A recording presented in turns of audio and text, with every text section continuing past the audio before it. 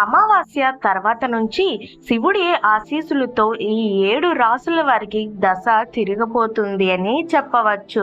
నిన్నటితో మనకు అమావాస్య అయితే పూర్తయింది. నేడు త్రిగాహి యోగం, బుధాదిత్య యోగం, సర్వార్థ సిద్ధి యోగం, అమృత సిద్ధి యోగం అనేది మొదలవుతుంది. ఈ 4 యోగాల వల్ల ధన ప్రాప్తి, మంచిగా ఆదాయాలు బాగా కనిపిస్తున్నాయి. ఈ అమావాస్య తర్వాత నుంచి ఈ 7 రాసుల వారికి చాలా వరకు ప్రయోజనాలు కనిపిస్తున్నాయి. ఈ రోజు నుంచి అంటే అమావాస్య తర్వాత నుంచి 7 రాసుల వారికి వీరి దశ శివుడి యొక్క అనుగ్రహంతో అదృష్టవంతులు అవుతున్నారు అని 3 నెలల వరకు చెప్పవచ్చు. మరి ఆ 7 రాసులు ఏంటి, ఎలా ఉన్నాయి అని ఇప్పుడు మనం తెలుసుకుందాం. ముందుగా మొదటిది మిథున రాశి. ఈ రాశిలో పుట్టిన వారికి కొత్త అవకాశాలు చాలా సానుకూలమైన రోజులుగా ఉంటుంది. మీ మాటల ప్రభావంతో ఇతరులను ఆకర్షించేస్తారు. వీరికి విజయం ఎక్కువగా మార్గాలు కనిపిస్తున్నాయి. మీ పనులన్నీ విజయవంతంగా పూర్తి చేస్తారు. ఏదైనా కొత్త పనిని ప్రారంభించాలి అని ఆలోచిస్తే అన్ని శుభప్రదమైన రోజు అని చెప్పవచ్చు. ఈ రాశి వారికి ఉద్యోగాలలో కొత్త అవకాశాలు కనిపిస్తూ ఉన్నాయి. వీరి వృత్తిలో మంచి లాభాలు కనిపిస్తున్నాయి. కుటుంబంలో సంతోషకర వాతావరణం నెలకొంటుంది. వీరికి అదృష్టం తలుపు తట్టినట్టుగా కనిపిస్తుంది అని చెప్పవచ్చు.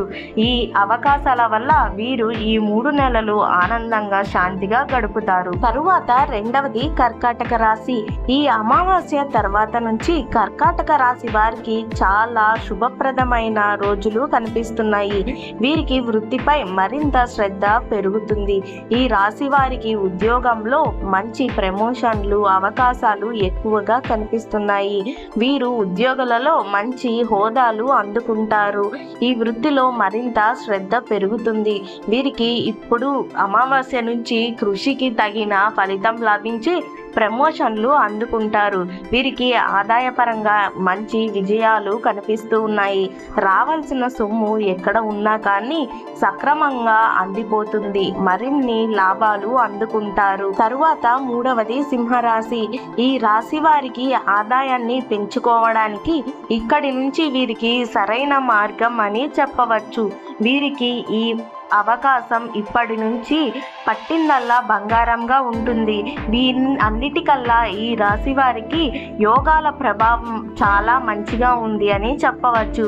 వీరికి ప్రతి వారానికి ఒక శుభవార్త వింటారు అని కూడా చెప్పడం ఆశ్చర్యమే అని చెప్పవచ్చు. ఈ రాశి వారికి ఇంట్లో మంచి సంతోష వాతావరణం నెలకొంటుంది. అదృష్టం వీరికి పూర్తిగా వరిస్తుంది. సామాజిక జీవితంలో గౌరవం, కీర్తి, ప్రతిష్టలు పెరుగుతాయి. మరింత ఉత్సాహకరంగా ఉంటారు. ఎక్కువ కష్టపడకపోయినా వీరికి అదృష్టం ముందర వచ్చి కూర్చుంటుంది అని చెప్పవచ్చు.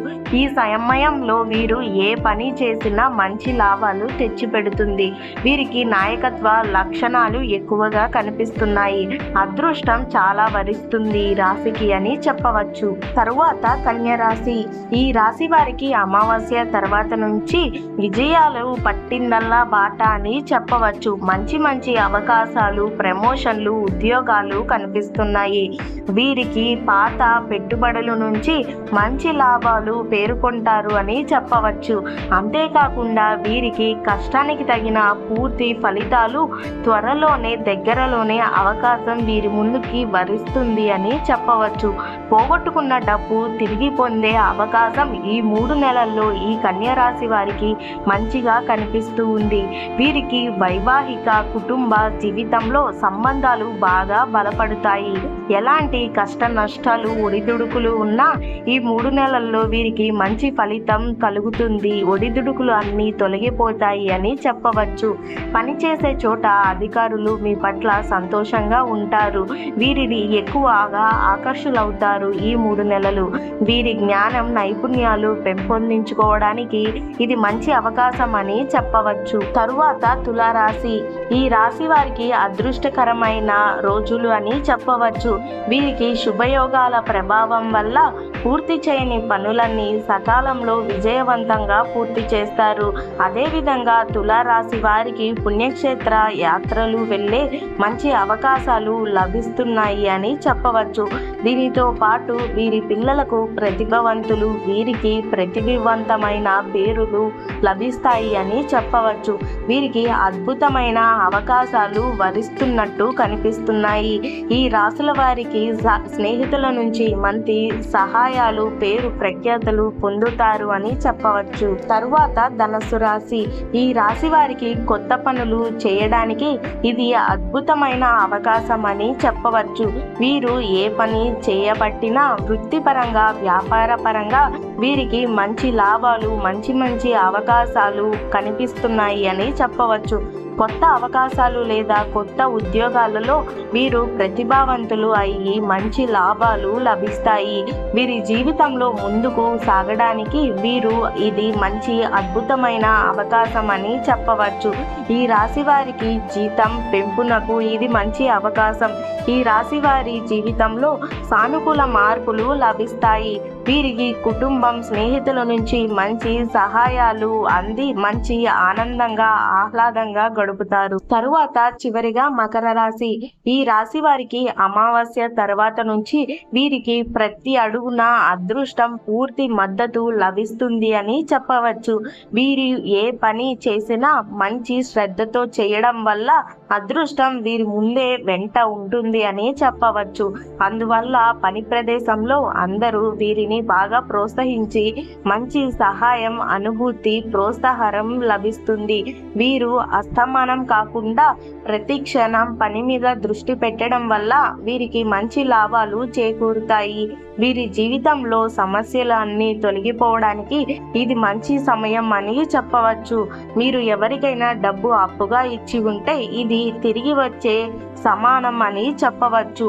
అంతేకాకుండా పాత పెట్టుబడుల నుండి వీరికి మంచి లాభాలు రెండింతలుగా వస్తాయి అని చెప్పవచ్చు. ఆర్థిక లాభాలు రావడం వీరికి మంచి పరిస్థితి నుండి బయటకు తీసుకుని వస్తుంది అని చెప్పవచ్చు.